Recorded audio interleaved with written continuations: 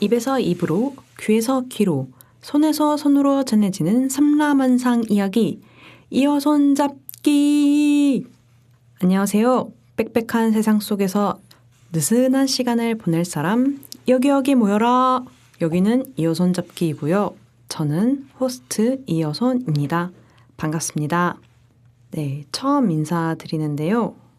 저는 지금 팟캐스트를 녹음해 보려고 태어나서 처음으로 녹음실이라는 곳에 왔어요. 스튜디오라는 곳에 왔는데요. 사실 그 전에 몇 번 집에서 녹음을 해봤어요. 연습도 해보고 실제로 녹음도 해봤는데요. 꽤 괜찮은 마이크라고 해서 물론 이제 가성비라는 단어와 함께 검색을 한 거긴 하지만 괜찮은 마이크라고 해서 구매를 했는데 확실히 음질이 좀 떨어지는 게 있더라고요. 이렇게 웅웅거리는 소리도 나고 그래서 좀 욕심이 나서 이왕 녹음하는 거 깨끗한 음질로 해보고 싶어서 녹음실에 오게 됐어요. 뭐랄까 연습생이 된 기분이에요. 마치 아이돌 자컨에서 보이는 아이돌들이 새벽까지 막 머리를 싸매며 머리를 쥐어뜯으며 프로듀싱하는 그런 공간처럼 굉장히 전문적인 느낌이 물씬 납니다. 보니까 유명한 분들의 명함도 많이 꽂혀 있고 입구 쪽에 이렇게 CD들도 진열이 되어 있더라고요. 그래서 기운이 좋다. 이렇게 멋진 곳에 저희 소박한 팟캐스트를 녹음해도 되는가 그런 좀 쑥스러움이 몰려왔지만 좋은 기운을 받아서 녹음하려고 합니다. 들어오는데 사장님이 뭐 어떤 거 녹음하실 거냐고 이렇게 세팅해 주시려고 여쭤보시더라고요. 그래서 팟캐스트요라고 이렇게 말을 좀 얼버무렸어요. 그러니까 낭독 같은 거 말씀하시냐, 나레이션 하시냐. 그래서 아니요, 그냥 말해요라고 뭐로 달리 표현할 말이, 설명할 말이 없어서 있는 그대로 말한다라는 동사로 팟캐스트를 소개해봤습니다. 근데 너무 친절하셔가지고 제가 이렇게 뭐 프로그램 뭐 쓰시냐고 여쭤보시더라고요. 그래서 저 몰라요. 이렇게 아왕수처럼 그렇게 대답을 했는데 너무 잘 알려주셔서 지금 덕분에 무사히 녹음을 시작하게 됐습니다. 잡음이 들어갈까봐 지금 에어컨을 좀 껐었는데 더워서 다시 켜봤습니다. 이게 볼륨 조절하는 게 조금 어렵네요. 어떤 볼륨이 적절할지 조금 아직 감이 잘 안 오긴 하는데 일단 계속 녹음해 보겠습니다. 먼저 저희 채널에 대해서 소개드리자면 이어손 잡기라는 말은 이어달리기에서 따와봤어요. 이어달리기라는 운동이 선수들이 바통을 건네면서 한 바퀴를 완주하잖아요. 이것처럼 바통 대신에 서로의 손을 같이 잡고 우리의 콘텐츠를 같이 만들어 나가보자. 우리의 삶을 완주해보자. 그런 의미에서 만들어 봤습니다. 좀 경쟁이나 미션을 끝내자 이런 의미보다는 서로의 손을 잡는다는 의미에 더 방점을 찍어봤어요. 이어서 손을 잡는다라는 말이 뭔가 저한테는 예쁘게 들리기도 했고요. 팟캐스트를 시작하게 된 계기는요. 말을 하고 싶어서였어요. 당연하죠. 이 팟캐스트라는 매체 자체가 말하는 걸 좋아하는 사람들이 시작하게 되는 것 같아요. 제가 원래 말하는 걸 좋아하기도 하는데 회사 생활을 하다 보면 또 사회생활을 하다 보면 말하는 시간보다 듣는 시간이 더 많아지는 것 같아요. 그리고 듣고 또 읽는 시간, 어떤 다양한 글들을 읽는 시간이 더 많아서 거기에서 억제된 어떤 저의 자아를 표출해보고 싶어서 만들었습니다. 나만의 소소한 수다 마을을 만들고 싶달까? 이제 현대인들한테 경청이라는 게 굉장히 중요한 덕목이다라고 하잖아요. 잘 들어야 한다. 네 말만 하지 말고 남의 말 좀 들어라 막 이런 얘기를 되게 많이 하는데, 물론 영양가 있는 말도 있겠지만 좀 듣기 힘든 이야기들도 많잖아요. 네, 막 서로의 의견을 주의주장하고 막 우기고 이럴 때도 있고, 눈치도 많이 보게 되고, 그런 말들을 듣기만 하다 보니까 좀 지치게 되는 것 같아요. 그리고 말하는 사람이 또 많이 하고 서로 얘기 듣지도 않고 결론도 없고 막 이런 일들이, 이런 환경 속에 계속 있다 보니까 재밌는 얘기 좀 하고 싶다 그런 생각이 들어서 네, 팟캐스트를 봤습니다. 여기서는, 이 팟캐스트에서는 어떤 이야기를 나눌 거냐 하면 정말 다 할 예정인데요. 저라는 사람에 대해서 엄청나게 많은 TMI도 얘기할 수도 있고, 우리 주변에서 일어나는 일들에 대해서 여러분들이랑 생각을 나눌 수도 있고, 또 제가 보고 좋았던 것들 아니면 좀 생각해보고 싶은 것들에 대해서 얘기할 수도 있을 것 같아요. 제가 굉장히 얕아요. 아는 것들이 굉장히 얕은데 또 호기심이 많아서 이것저것 막 주워 듣는 걸 좋아해요. 아는 척하는 거 좋아하고, 그래서 제가 가진 어떤 울타리 안에서의 굉장히 얕은 수준의 이야기들을 많이 해보려고 합니다. 아, 그리고 생각난 게, 또 팟캐스트를 왜 하고 싶은가 제가 생각을 해봤을 때 좀 친구들을 만들고 싶었어요. 살아오면서 어떤 삶의 단계마다 만든 친구들이 있을 텐데 그 친구들도 너무 소중하고 앞으로 제 삶에 계속 있어주면 좋겠다라고 간절히 바라지만, 또 동시에 사회인이 된 이후에 형성된 제가 있잖아요. 근데 지금 이 모습에 내가 만약에 친구를 만든다면 어떤 친구들이 생길까? 막 이런 궁금증도 들었고, 막 자잘자잘하게 얘기하고 싶은 게 많은데 이제 막 그때마다 친구들 붙잡고 얘기할 순 없으니까 사이버 친구들을 좀 만들어야겠다 그런 생각이 들었어요. 듣는 분들께서 뭐 하나라도 건져갈 수 있도록 진행해 보려고 합니다. 여러분은 라디오 좋아하시나요? 저는 라디오를 꽤 좋아하는 편인 것 같아요. 매일매일 챙겨 듣는 프로그램이 있는 건 아니지만 학창 시절을 생각해보면 라디오 PD도 돼보고 싶었고요. 또 라디오 진행하는 사람도 되고 싶었어요. 사람들의 사연 받아서 읽어주고 공감하고 또 노래 틀어주고 이런 게 너무 재밌어 보이는 거예요. 그 중에서도 저는 음악을 실컷 들을 수 있다는 게 너무너무 부러웠어요. 라디오 통해서 몰랐던 음악도 많이 알게 되고, 또 내가 좋아하는 음악 사람들한테 전파할 수도 있고, 그러다 보니까 라디오라는 매체의 굉장히 매력을 많이 느꼈습니다. 꿈은 시시각각 바뀌다 보니까 라디오에 대한 어떤 꿈은 한켠에 품고 살았는데 펼치지 못한 채 기술의 발전으로 1인 라디오 시대가 도래하지 않았습니까? 제가 직접 할 수 있는 세상이 되었던 거죠. 일찌감치.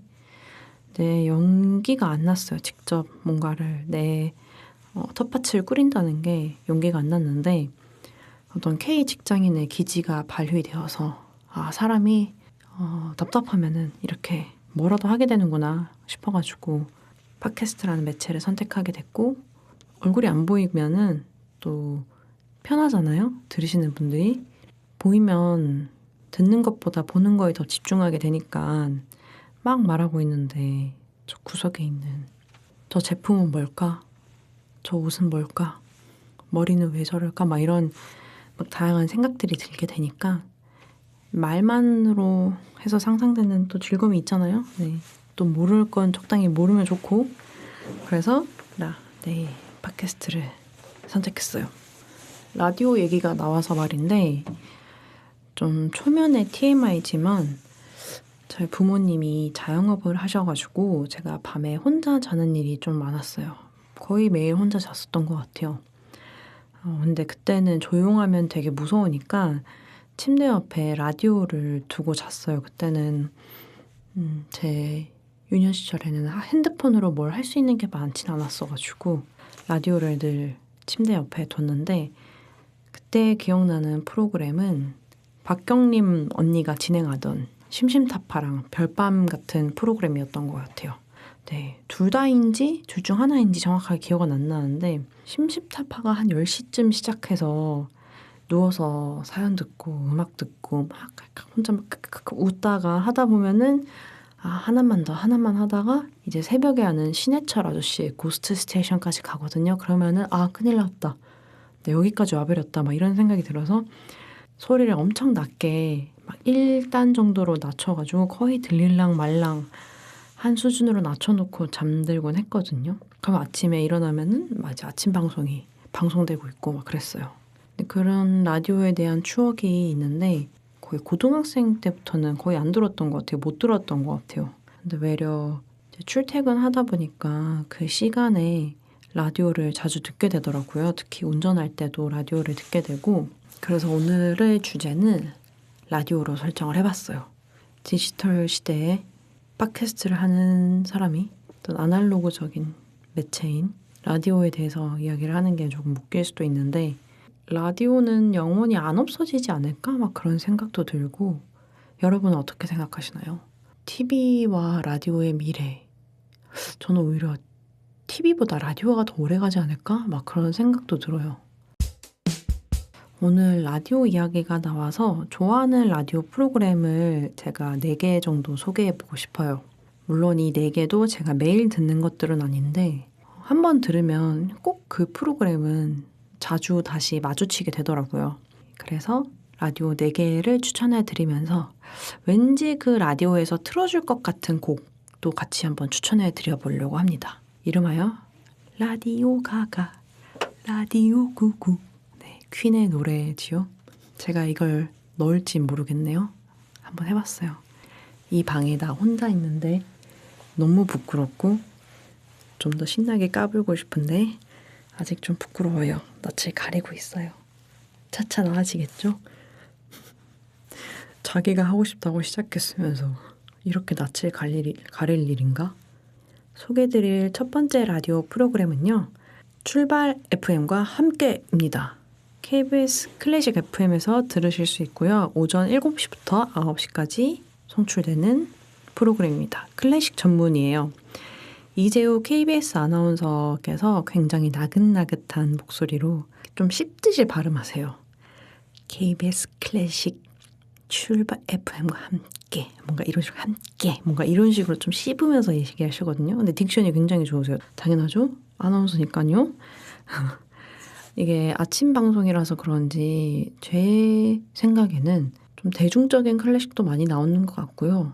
제가 처음 들어보는 클래식이라 하더라도 너무 난해한데? 뭐 이런 작품들은 없었던 것 같아요. 듣기 되게 편안한 아침에 듣기 좋은 그런 클래식들 많이 추천해 주시는 것 같아요. 또 청취자분들도 되게 다양하세요. 아침 시간이라서 주부분들도 많고 출근하시는 분들도 많고 학생도 많고 네, 다양한 청취자분들이 계셔서 또 그 사연 듣는 재미가 쏠쏠합니다. 클래식 프로라 그런지 사연들도 좀 점잖은 편인 것 같아요. 네. 아나운서분이 점잖게 읽어주셔서 그런 것도 있겠지만 그리고 또 이재우 아나운서가 제가 생각했을 때는 완전히 제 뇌피셜입니다. MBTI ST이실 것 같아요. 사연을 되게 공감을 잘 해주시거든요. 근데 뭐랄까 대답해 주시는 게 되게 현실적이고 약간 T 같으세요. 근데 그렇다고 전혀 막 차갑고 딱딱하고 이런 게 아니라 되게 공감을 잘 해주세요.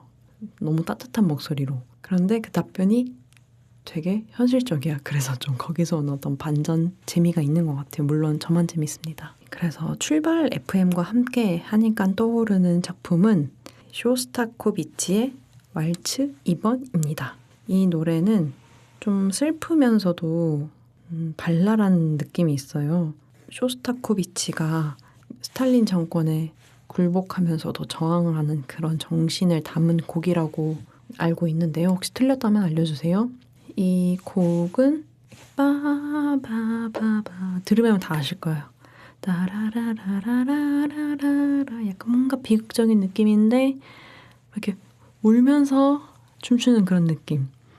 네, 하하의 그 희극인 짤 그 아시나요? 혹시 웃으면서 웃고 있는 그 짤이 생각나는 곡입니다. 네, 노래 비하 아니고요. 저 그 하하 씨의 작품 굉장히 좋아합니다. 저 무도 키즈예요. 오해하지 마세요. 네, 그리고 두 번째는 이은지 언니의 가요광장입니다. KBS 쿨 FM에서 하는 거고 낮 12시부터 오후 2시까지 송출되는 프로예요.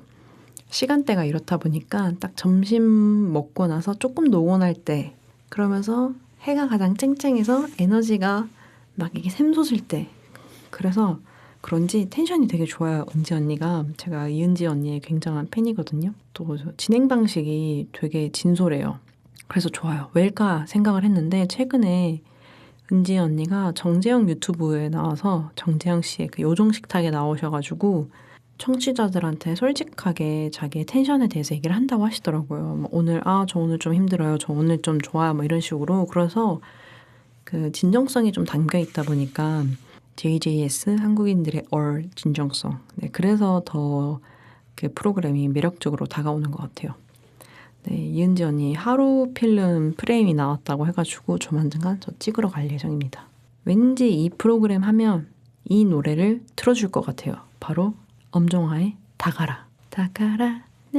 뭐 이런 노래예요. 들으면 또 바로 아실 거예요. 이게 이 노래를 운전하고 있다가 갑자기 이 노래가 딱 나오잖아요. 그러면은 막 춤을 안 출 수가 없어. 안 움직일 수가 없어. 막 상체를 주체할 수가 없어요. 막 궁둥이가 막 실룩실룩 하게 되고 노래가 너무 좋아요. 언제 한번 노래방 가서 불러보려고요. 저 노래방을 별로 안 좋아하는데 가서 불러보고 싶은 노래들은 꼭 몇 개가 있어요. 근데 아시죠? 막상 가면 뭐 불러야 될지 까먹는 거. 그래서 막 자기 플레이리스트 뒤늦게 막 찾아보는데 그거 약간 좀 없어 보일까 봐, 멋이 없을까 봐 가려가지고 이렇게 막 찾아보는 거 뭔지 아시죠?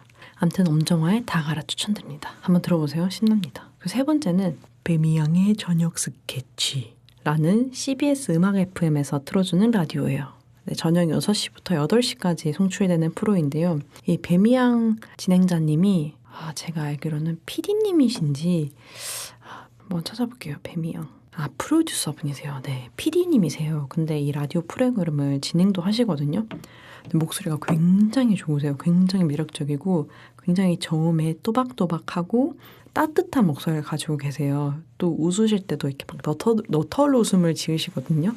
사연자분들 사연에 되게 잘 웃어주세요.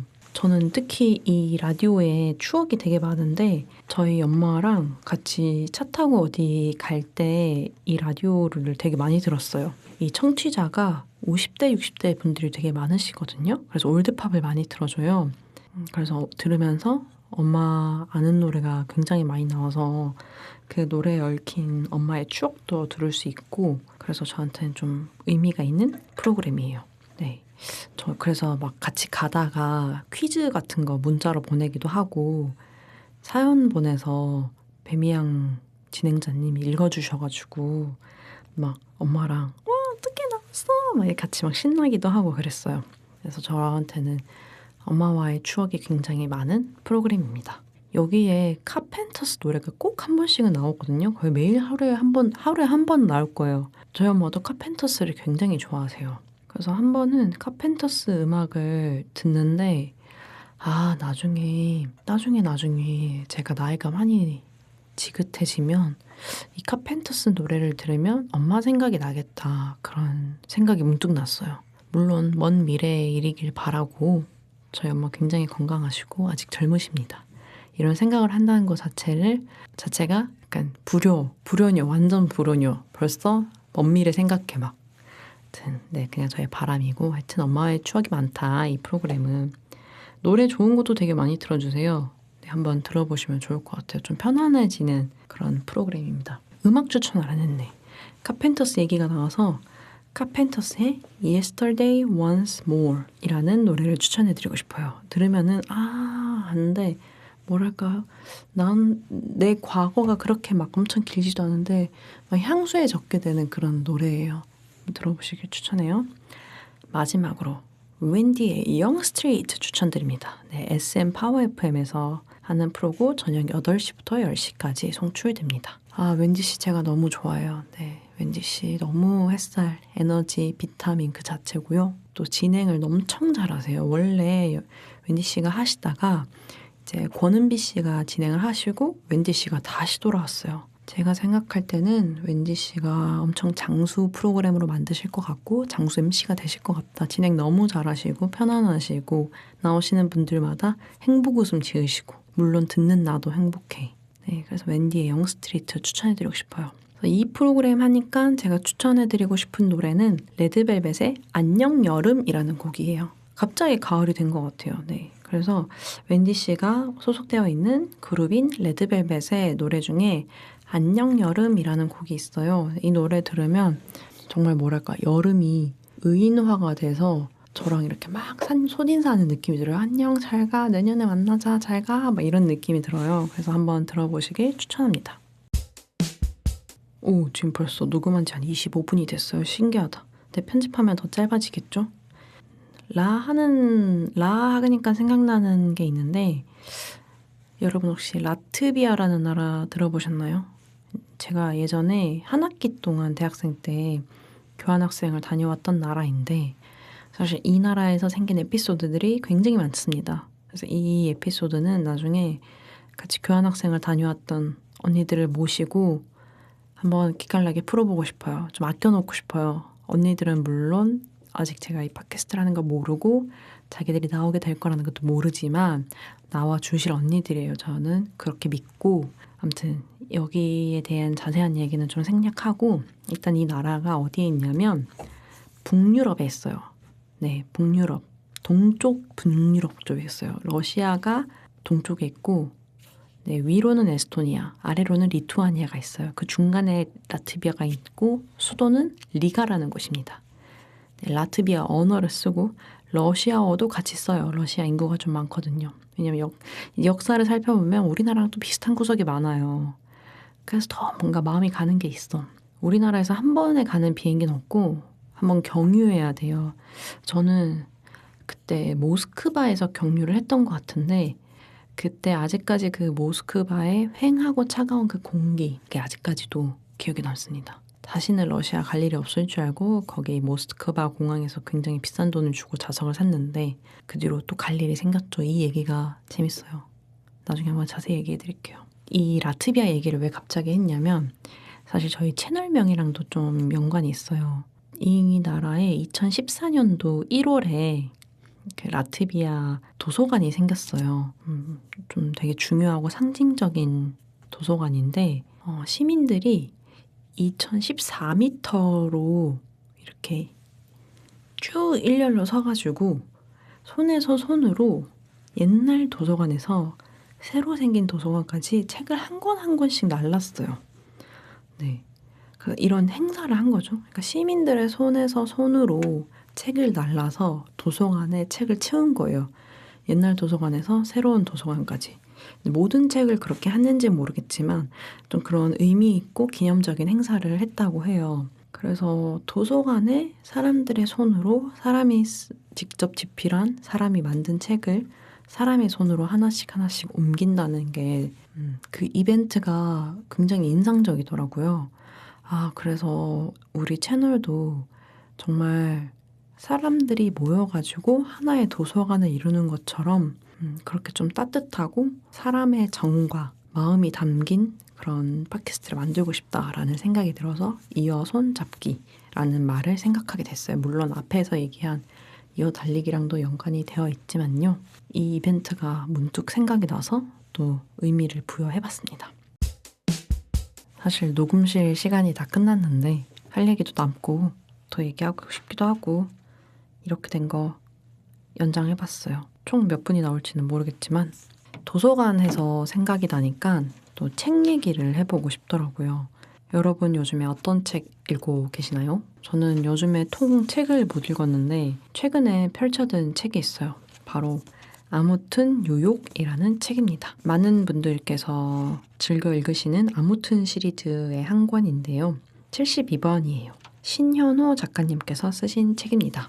제가 2년 전 추석 연휴 때 뉴욕을 다녀왔는데 정말 맹세코 그 전까지는 미국이라는 나라에 대해서 좀 관광지로서 크게 흥미가 없었어요. 물론 미국에서 나오는 미제 콘텐츠들은 제가 좋아합니다. 문화 강국이잖아요. 네. 우리가 너무 어릴 때부터 접하는 미국 문화들이 많으니까 막 좋아서 막 그런 건 아니고 이제 익숙하니까 좋아하는데, 그러다가 정말 우연히 갑자기 뉴욕에 가게 됐어요. 이 뉴욕 여행 얘기도 여러분들한테 나중에 좀 자세히 해드리고 싶어요. 좋았던 부분이든 아니든 네, 여행 썰을 한번 좀 풀고 싶은데 그것은 잠시 뒤로 하고 뉴욕에 다녀온 뒤로 제가 납도 없다는 미국병에 걸렸어요. 8년도 아니고 8개월도 아니고 고작 8일 다녀온 뒤로 영원히 지금 뉴욕을 앓고 있는 사람이 되었어요. 돈이 없어서 못 가는 것 뿐이지 갈 수만 있다면 정말 또 가고 싶어요. 네, 또 갈 예정이에요. 비행기 표는 안 예매했어요. 근데 그냥 제 마음이 그래요. 갈 거예요. 아무튼 그래서 이 책도 그런 미국병으로 인해 구매를 하게 됐는데 처음에 책이 나왔을 때 저의 아주 가까운 측근께서 이거 너가 읽어야겠다라고 링크를 보내면서 저를 반조롱 반 진담으로 얘기를 하더라고요. 그래서 그때는 놀리지 마 막 이렇게 얘기를 했는데 제가 제 손으로 구매했습니다. 그러고 나서 좀 시간이 지난 뒤에 땡스북스에 합정에 있는 땡스북스에 갔는데 이 책이 있길래 한번 사볼까? 뭐 이러면서 약간 좀 새침하게 구매를 했던 기억이 납니다. 네. 이 프롤로그가 저는 좀 인상이 깊었어요. 추천하고 싶은 이유도 이 프롤로그를 읽으면서 이거 나 좋을 것 같아 라고 생각을 했는데 사실 주제 자체는 뉴욕이지만 뉴욕에 대해서 재기발랄한 경험담이 담긴 건 아니에요. 뉴욕 좋아요, 오세요, 오이소 보이소 사이소 막 이런 책은 아니고요. 오히려 이방인으로서 느낀 그 감정에 대해서 좀 포착한 책이라고 생각이 듭니다. 저도 아직 절반 정도 읽었는데 공감하면서 읽었던 이유도 이방인이 되어본 경험이 있어서인 것 같아요. 꼭 해외에 살아야지만 내가 이방인으로 존재하는 건 아니잖아요. 하물며 우리가 새로운 환경에 놓이게 되면 어느 기간 동안은 저희가 이방인으로 존재하기도 하고 또 하다못해 가족 구성원들 안에서도 내가 이방인이 될 수도 있고 이방인이란 건 굉장히 다양한 뜻을 품고 있다고 생각이 듭니다. 그래서 그런 기분을 느껴본 분들이라면 이 책을 공감하실 것 같아요. 네, 저도 여기가 내 자리가 맞나? 난 여기 속할 수 있을까? 근데 난 여기 섞이고 싶은데? 아니야. 나는 영원히 섞일 수 없을 거야. 막 이런 좀 복합적인 감정을 종종 느끼곤 하는 것 같아요. 그걸 이 작가님은 뉴욕이라는 도시에서 느끼신 거고요. 프롤로그에 대해서 좀 얘기를 더 해보고 싶어요. 프롤로그는 온라인 서점 미리 보기를 통해서도 한번 살펴보실 수 있을 건데 보시고 취향에 맞으시면 저는 사 읽어보셔도 좋지 않을까라고 생각을 합니다. 첫 문장이 자기 스스로를 100% 사랑할 수 있을까? 만약 스스로를 완벽하게 사랑하는 것이 어렵다면 자신이 사는 도시를 100% 사랑하는 일도 불가능하다. 네, 이렇게 시작을 해요. 그러면서 저자는 100%가 아니어도 사랑하는 방법은 존재한다. 사실 꼭 100%일 필요는 없다. 뉴욕이 나에게 100%의 도시라고 생각한 때도 있었다. 그러다 문득 더 이상 이 도시에서는 도저히 살 수 없을 것 같다고 느낀 적도 있다. 이렇게 이어집니다. 여기에 영원히 살 수도 있겠다 생각을 하다가 영원히 이방인으로 남을 것 같다라고 아득한 마음이 들 때도 있었다고 해요. 그러면서 저자 나름의 사랑에 대한 정의를 내리는데 한번 읽어볼게요. 상대에 대한 깊은 이해에서 나오는 연민이나 오해에서 비롯된 동경 같은 감정이 모두 사랑이라 하면 대책 없는 도파민 과다 분비의 시기도 사랑이고 상대로 인해 조증과 우울증이 반복하던 시기도 사랑일 것이다. 그렇다면 서로가 완벽한 오답일지도 모른다고 좌절한 뒤에 찾아오는 이 감정 역시 사랑이라 불러도 될까? 이 부분을 읽고 나는 나를 사랑하는 걸 굉장히 어렵게 생각하고 있었구나라고 느꼈어요. 꼭 나를 완전한 상태의 나는 사랑할 수 있을 것 같다고 생각을 했거든요. 그래야만 저를 사랑하기도 했고 근데 나에 대해서 느끼는 감정이 꼭 긍정적인 형태의 사랑이 아니어도 되겠구나. 그러니까 내가 나를 다그치기도 하고 잔소리하기도 하고 스스로에게 실망하기도 하고 이 모든 게 어쩌면 사랑해서가 아닐까? 그런 생각이 조금 들었어요. 그렇다고 제가 저를 완전히 아직 사랑하는 건 아니지만 이 부분을 읽고서는 마음이 조금은 너그러워졌습니다. 그래서 이 도시에 대해서 저자는 어떤 식으로 사랑을 하고 있는지에 대해서 쓴 책이라고 생각하시면 될 것 같아요. 그리고 또 좋았던 부분을 조금 소개해드리자면 저자가 코로나19 팬데믹을 겪으면서 쓴 기록인 것 같아요. 그때 저자가 말하기를 폭풍이 불어닥치면 내가 내린 뿌리의 깊이를 알 수 있다. 난 어디에도 속하지 못한 채 계속 부유하면서 살고 있었다. 그 사실을 팬데믹을 통해서 깨닫게 된 것뿐이다. 이 문장이 또 공감이 갔던 것 같아요. 나는 되게 어떤 곳에 잘 정착하며 살고 있다라고 생각을 하다가도 외부적인 어떤 사건으로 인해서 내가 흔들리면 내 근간이 사실 그렇게 튼튼하진 않았구나. 이 장소, 이 환경에 뿌리 내린 줄기가 아직 그렇게 깊거나 크거나 단단하지 않았구나. 그런 생각이 들 때가 있는 것 같아요. 그러면 그때는 나는 뿌리를 옮겨 심기를 해야 되는가? 아니면 더 깊게 단단히 내려야 하는가? 좀 그런 선택의 기로에 서게 되는 것 같기도 하고요. 여러분들도 이런 기분 느껴본 적 있으실까요? 한식에 대해서 얘기를 하는데 제가 이 발음은 아직 못 찾아봤어요. 근데 르말디파 뜻은 이게 무라카미 하루키 색채가 없는 다자케스쿠르와 그가 순례를 떠난 해의 한 부분을 인용하신 부분인데 프랑스 단어를 이제 르말디파일까요? 네, 이 말을 얘기하면서 일반적으로는 향수나 멜랑콜리 같은 의미로 사용되지만 좀 더 자세히 말하자면 전원 풍경이 사람의 마음에 불러일으키는 영문모를 슬픔, 정확히 번역하기가 어려운 말이에요. 라는 말이 있어요. 우리가 이런 기분을 느껴본 적 여러분 있으실까요? 저는 지금 딱 문득 떠오르진 않는데 그냥 읽으면 뭔지 알 것 같은 어떤 어렴풋한 감정들이 있잖아요. 영원히 거기에 가닿지 못하는 향수에 젖은, 추억에 젖은 어떤 슬픔. 이런 부분이 좀 인상이 깊었던 것 같습니다. 중간중간 좋았던 내용들이 있었는데 편하게 쉽게 읽히는 책이에요. 그래서 보면서 또 놀러 가고 싶다, 여행 가고 싶다 그런 생각이 들었습니다. 그래서 이렇게 제가 요즘 읽고 있는 책까지 소개를 마쳤고요. 좀 마지막에 책 이야기는 제가 많이 버벅거린 것 같은데 지금 생생하게 읽고 있는 거다 보니까 나누고 싶어서 어색하게 어설프게나마 책을 소개하게 되었습니다. 이렇게 저도 제 이야기 하나 더 해보고 싶고 나를 표출하고 사람들이랑 소통하고 싶은 것도 결국에는 내 삶과 더 친해지고 싶은 마음이 아닐까? 더 사랑해보고 싶은 노력이 아닐까? 그런 생각이 들고요. 오늘 제가 준비한 내용은 여기까지입니다. 네. 앞으로 가능하다면 게스트분들이라고 가로치고 저의 지인들을 초대해서 이야기를 나눠보고 싶은데요. 네, 제 주변 분들께서 많이 도와주시면 감사하겠습니다. 또 청취자분들이 많이 모이면 제가 막 감히 상상해 본 게 있는데 해보고 싶은 게 몇 개 있어요. 같이 뭔가 영화도 보고 싶고 책 서로 교환하는 그런 장터 같은 것도 열어보고 싶고 한 공간에서 따로 놀기 이런 것도 해보고 싶어요. 또 마지막으로는 언젠가는 작은 규모로라도 좀 공개 방송이나 소모임 같은 것도 해보고 싶어요. 그런 거 할 수 있는 날이 올까요? 제가 꾸준히 하면 되겠죠? 모든 것은 나에게 달려있다. 그런 말씀 드리면서 네, 오늘 출근한 거는 이미 다 잊었다. 네, 이게 지금 나의 진짜 삶이다. 그런 생각이 듭니다. 이제 마지막이 되니까 아무 소리나 다 하게 되네요. 오늘 준비한 건 여기까지고요. 앞으로도 즐겁고 편안하게 한번 해볼게요.